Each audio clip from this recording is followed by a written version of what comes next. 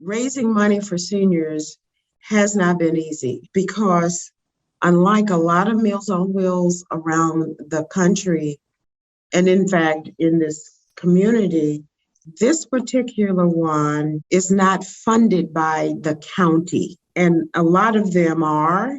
So we are faced every day with finding 97% of the budget to run Meals on Wheels Atlanta's meal services program.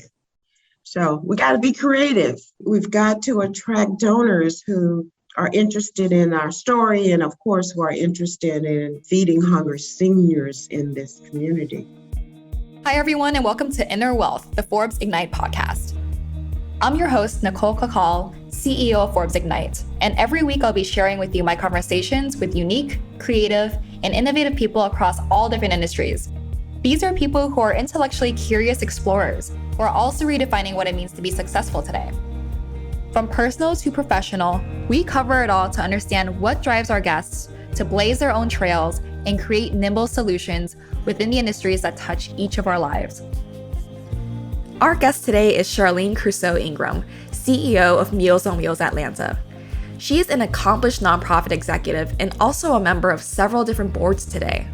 She started her journey in human resources, which she reimagined as people development. She takes her extensive knowledge from major companies like Coca-Cola and uses these frameworks to lead Meals on Wheels Atlanta through their incredible growth. We talk about the evolution of the organization, making everyone feel valued in the workplace, and so much more. I know you're gonna love what she has to say. Here's our chat. Hi, Charlene. How are you doing today? Thank you so much for joining me. Oh, good morning, Nicole. I am happy to have the opportunity to talk about Meals on Wheels Atlanta. Absolutely. And I know you are very, very busy, and I really appreciate you taking the time. And apart from being a nonprofit executive, you're also on several different boards. So I can imagine your plate is very full. So I wanted to kick things off just by asking, what have you been up to lately? So finishing this project has been, this 2 years going through this construction project in the middle of a pandemic has been a learning experience, I'll call it. And we're not quite done. We have a punch list that we're trying to get taken care of. So that's what I've been up to. I'm on a summer break, so to speak, from the High Museums board. The High's calendar year ends May 30th.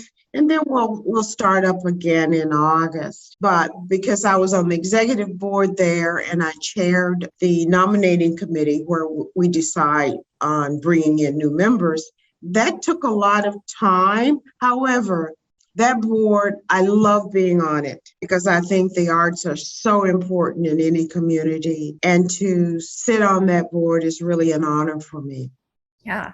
I would love to know because you have such an amazing story. I know that I had the opportunity and the privilege to be able to meet you in real life and tour the facility when I was there a couple of weeks ago. So tell us your story about your personal and professional journey to where you are today.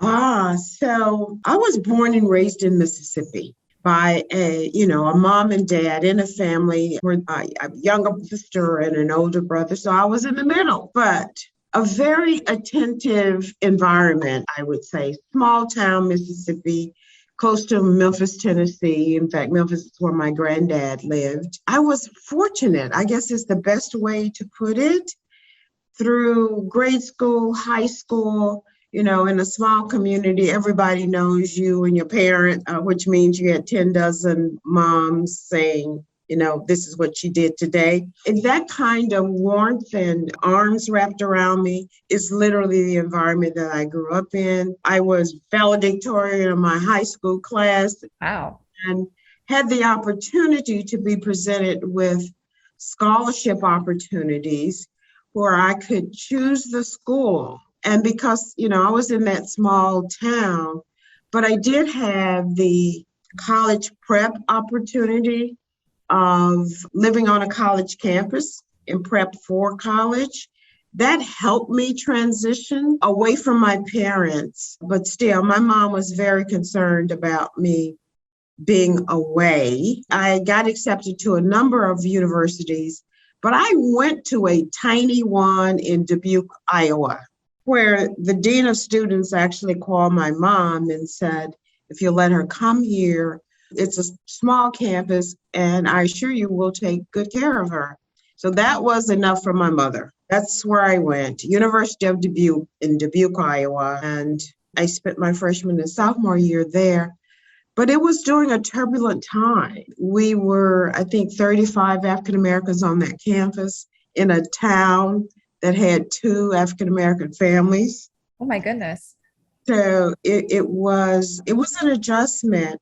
And I made the decision to transfer actually to Bradley University in Peoria during my junior year. So I spent my junior and senior year at Bradley, and I went on to graduate school there. Again, so fortunate in that I got a fellowship for graduate school and academic scholarships for my entire undergrad years. And I know a lot of folks, you get out of school and you are wrapped with these loans. I did not have that.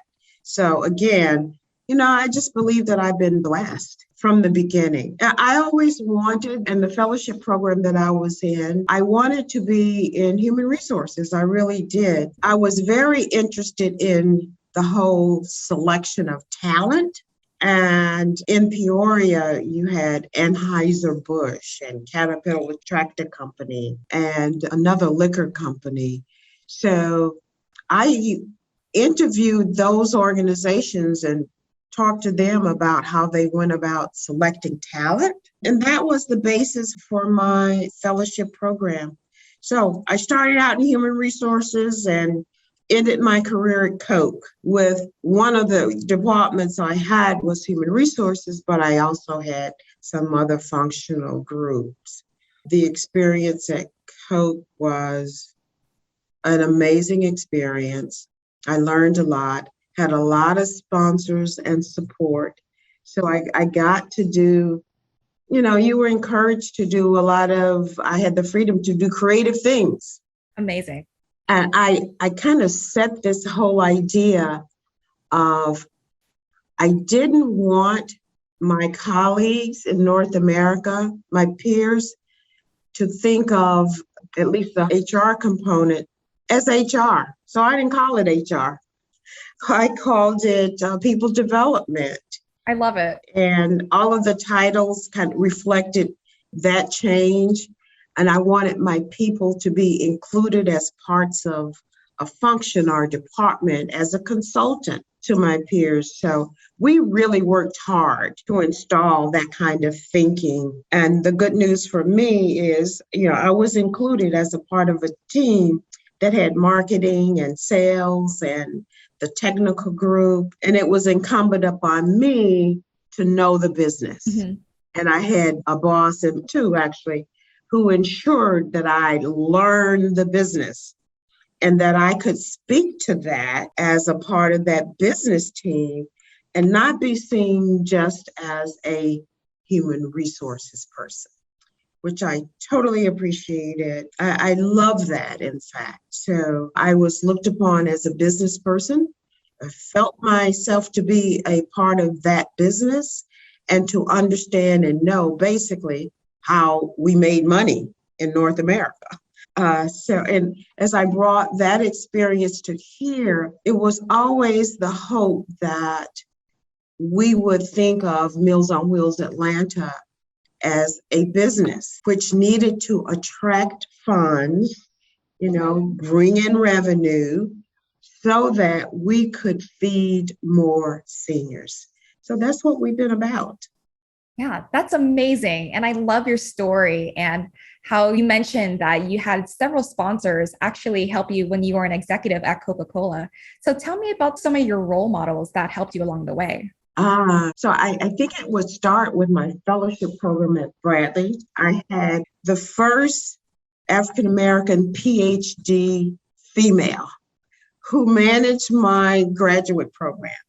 Wow. She took me on and was my sponsor and my supervisor, the supervisor of my fellowship program. She really sponsored me throughout my career after I graduated.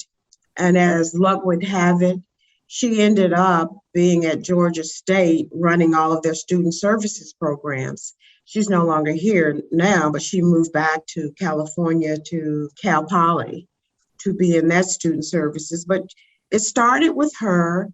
At Coke, you're lucky if you have someone who sees something in you. And I had that for the individual who ran the fountain business initially, and then for the individual who ran all of North America. He was the president of North America. And I'll just use his first name. Jack saw something in me. He challenged me, but he was a great model. Mm-hmm. You know, he was gregarious and very outgoing and knew everyone by their first name and engaged with them. Even it's interesting, when I moved up in the organization and ended up on the executive floor, you know, his office was at the end of the hall.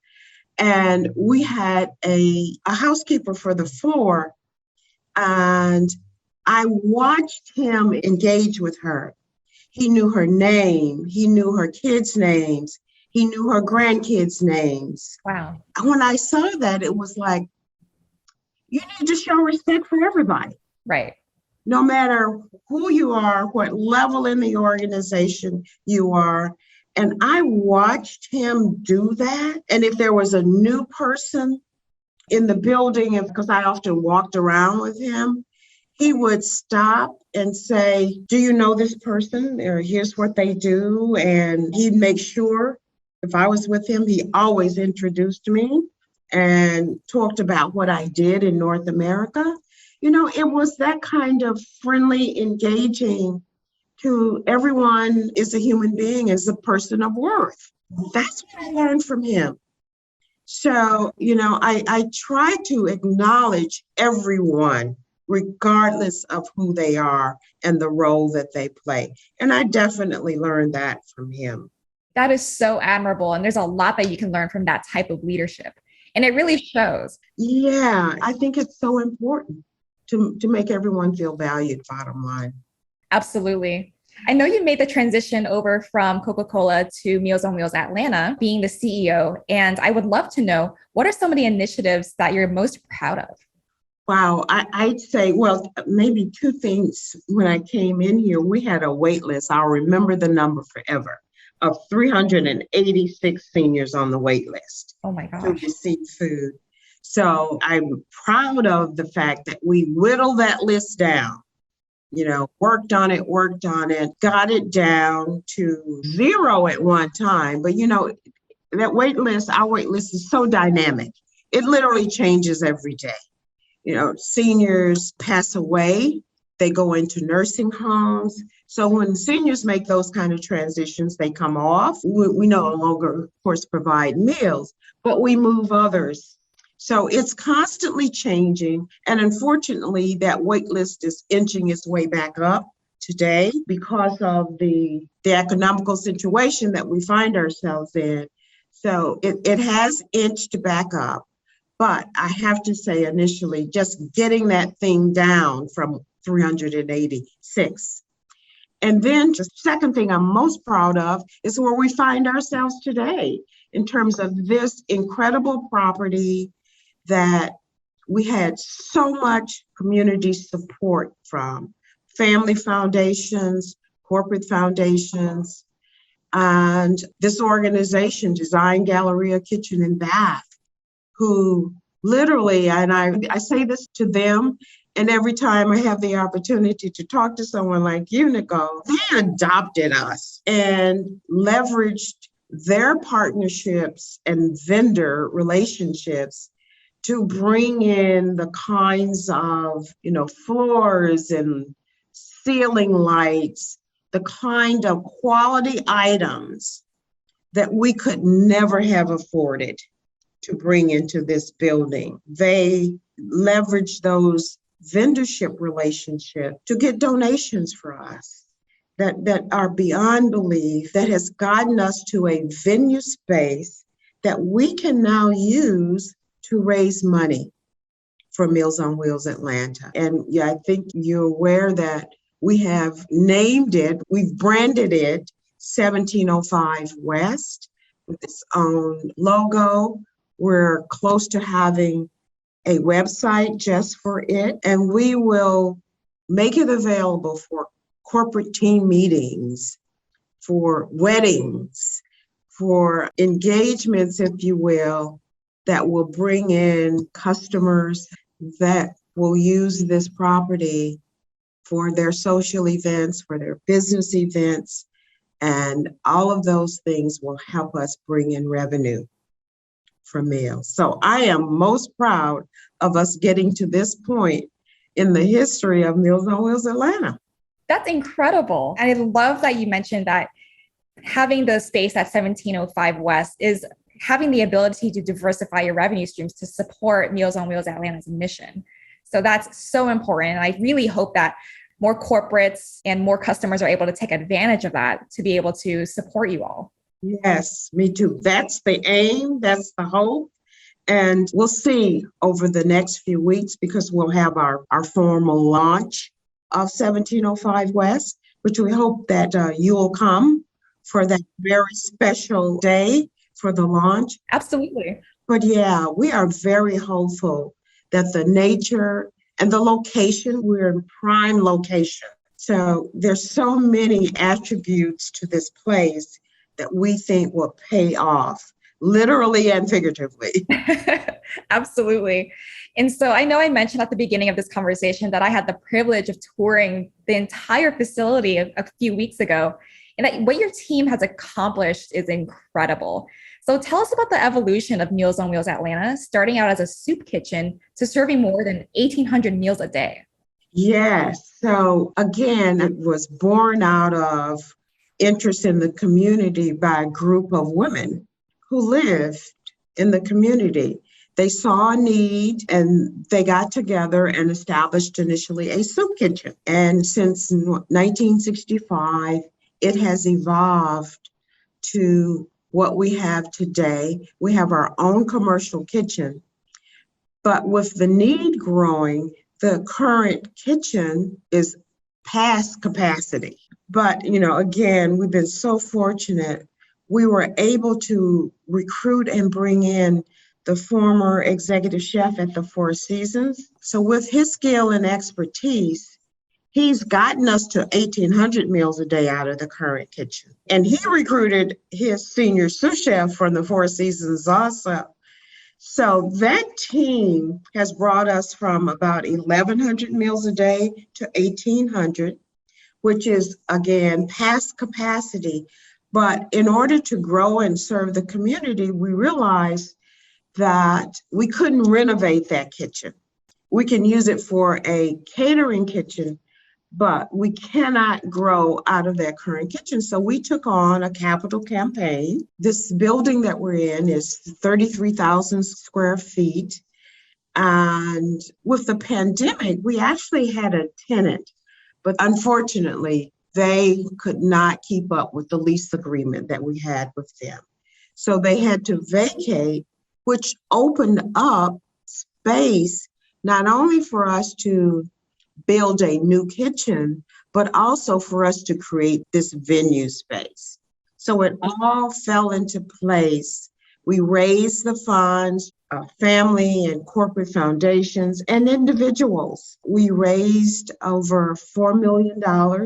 Wow. And then Design Galleria Kitchen and Bath adopted us. We became acquainted with them through a board member who had used their service. So things came together with incredible donations and with the capital campaign for us to just update, literally paint and new flooring for the offices, but to create a state-of-the-art new kitchen. And that new kitchen is fully equipped.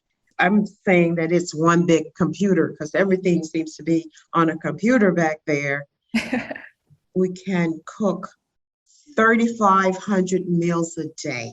So from 1,100 before chef came as an employee to 1,800 meals a day to hopefully next week. We're not in that new kitchen yet, but hopefully we will have our health department occupancy certificate and we'll be able to move everything to that new kitchen and get employees in there and work our way toward creating more meals. We will not be able to go to 3,500 meals a day, right away, because that takes money to bring in the raw food, and we don't have that. So we'll be undertaking, new means and resources to purchase the raw goods necessary, which is why the new venue space is so strategically important to us. We're optimistic, and we have an incredible, skilled team, who've committed their life to working with us, to have worked in the Four Seasons kitchens in New York and Canada, Miami, Palm Beach. For us to have those kind of skills now working with us, again, one of those incredible happenings in the history and life of Meals on Wheels Atlanta. That's incredible. And I am so excited for all of you because I saw the kitchen myself. It is state of the art. And the upgrades in your kitchen, well, the brand new kitchen actually means you have more capacity to serve fresh, nutritious meals to seniors throughout Atlanta. Yes. And we are so looking forward to that. We have 3 commercial refrigerators back there now that we can bring in fresh fruits and vegetables. We can have milk, which means that chefs can cook more meals from scratch.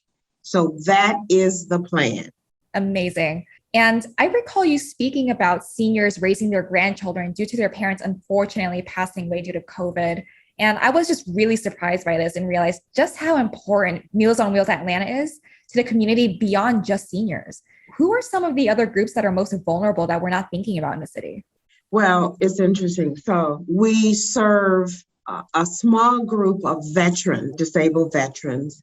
And there are a lot of organizations, around the city, literally across the country, who support veterans.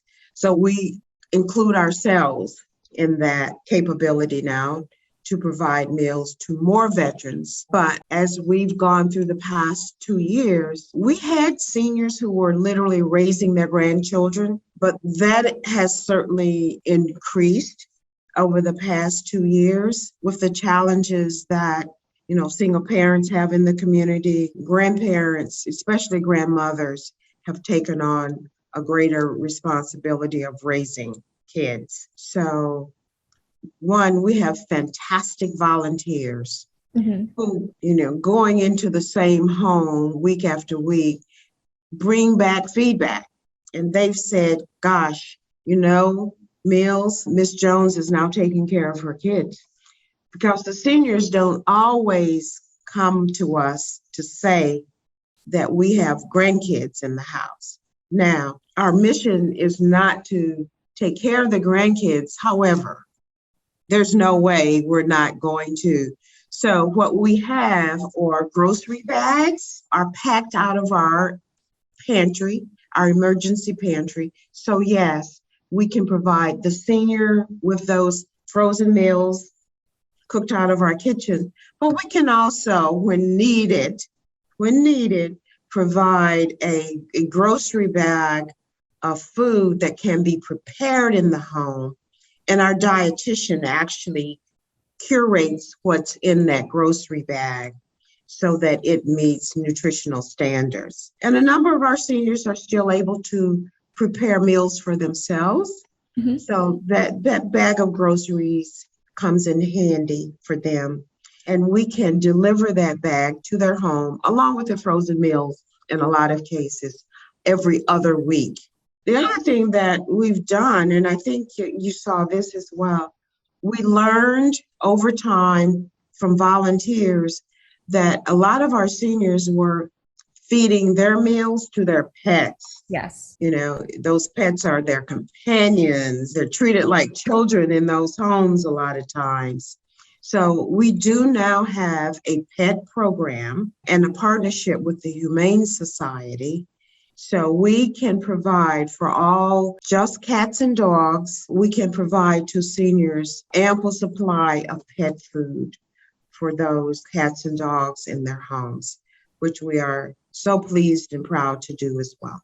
That is wonderful. And I love the partnership that you have with the Humane Society because there's a lot that can be done there and you're only getting started. So I can't wait to see how that partnership grows as well. We hope so as well. It's a strong partnership and we're glad to add them to the other partnerships in the community. Can you tell us more about the social enterprise program that you call Purposeful Gourmet and what is your vision for this? So it was the first element actually of our social enterprise. When Chef Robert came to us, he was initially a consultant. He made the decision to change his life, so to speak, and he was teaching at Kennesaw State and doing gourmet meals, which he still does, in fact, out of homes, fancy gourmet meals. He said that he had, when he was at the Four Seasons, used pecans as his bar food, which he cooked in the kitchen. So he said, "What? I'll come up with some unique recipes for you to think about using as a revenue generator." That's how it got started. So he created, I think, 9 or 10 different flavors of pecans. We were trying to understand the whole idea of social enterprise. And we had been lucky enough to be selected as one of the nonprofits for the 2017 Leadership Atlanta class. We were selected as one of the teams out of that class. And we had to frame an idea. Okay, what would they do with us? So we came up with the idea of social enterprise. What can we do to raise money for meals? So between being selected for that and Chef coming in at the same time, and we started literally cooking pecans. We would bag them here, we would label them here, and it has grown to, we have a co-packer now. We have, in fact, just saw this week, our new packaging for the pecans that we're about to launch. We've stuck with the 2 flavors, sweet with heat and cinnamon for now, but we have beautiful new packaging that we're about to launch. And we're exploring retail outlets for the products. And fingers crossed, the products will be in a very well-known retail store for the holidays. That's what we're now working toward. Amazing. Yeah, that's how the pecans started. They're delicious. They are delicious. You were so kind enough to gift some pecans over to me, and they didn't last very long in the household. So I had to go to the farmer's market and buy some more of those where I met some of your team members. They're available online, but at Peachtree Road Farmers Market, we have a great booth there, and they're sold at that market as well. I love it. So can you tell us more about what's next for Meals on Wheels Atlanta? And what would you say to listeners who are interested in being more involved? I always say that we survive with volunteers. We could not make it without our volunteers. Our volunteers, and we have over about 2,000 literally active volunteers, they deliver our meals to our seniors. Employees don't do that. Volunteers deliver those meals. So we can always use drivers for delivery. And I think our schedule is Tuesdays and Fridays and Saturdays. We have Saturday delivery. In fact, our greatest number is Saturday. We do about 90 routes. Wow. So volunteers. But now that we have our new space that's opening back up, volunteers can come in. They can pack grocery boxes, breakfast boxes, we call them, a number of chef stable items that are breakfast-like. Volunteers pack those. They can pack the frozen meal boxes. They can do handwritten cards to our seniors. So volunteers. That's what they can do. But there's also something important, and I mentioned it earlier. We need more donors, individual donors. We'd love for donors to adopt a route, for example, adopting a route for a year, or even adopting a senior for a year. A senior's meals for a year is about $3,700, $4,000, rounding it up. Mm-hmm. And that covers one senior for full 12 months. So it's when in the scheme of things, that's about $10 for a meal. It's a nutritional meal that's curated by our dietitian. And we do special meals, by the way. We have meals for diabetics, for renal clients. So we really do attend to the health needs of our seniors with the hope that meal, that they get healthier Mm-hmm. by eating that meal every day. So we need volunteers. We need dollars. We're experiencing about a 25% increase in the cost of our raw goods to prepare those meals. So the funds are absolutely tantamount to us.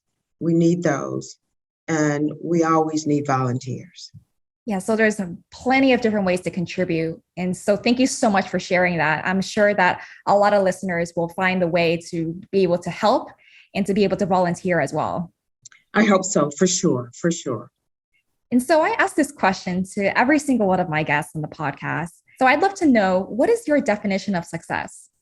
Getting to success is about ensuring that no Atlanta senior goes hungry. Mm-hmm. We work at that every single day. And it makes me sad to just think that we have hungry seniors in this community. So clicking away at serving hungry seniors in the community, and with every senior that we can move onto the getting food list, that's success. That equals success for me. And that's our goal every day, working toward that. Absolutely. That is so great. And I love that definition of success. Well, Charlene, it is such a pleasure speaking with you. I really enjoyed the conversation. I learned a lot as well. And I really hope to see you again soon for the launch of 1705 West. You will get an invitation for sure. Absolutely. Well, thank you so much, Charlene. And I hope we get to do this again soon. As do I. Thank you, Nicole, so much. That's it for this week's episode of Inner Wealth. I hope you enjoyed our conversation and that you'll join us next week as we continue to explore all the ways success is being redefined in our ever-changing world. Be sure to subscribe, rate, and review our podcast on your favorite podcast app, and follow us on Instagram at Forbes Ignite for more thought-provoking content and opportunities to engage with us. I'm your host, Nicole Cacal. Thanks for joining us.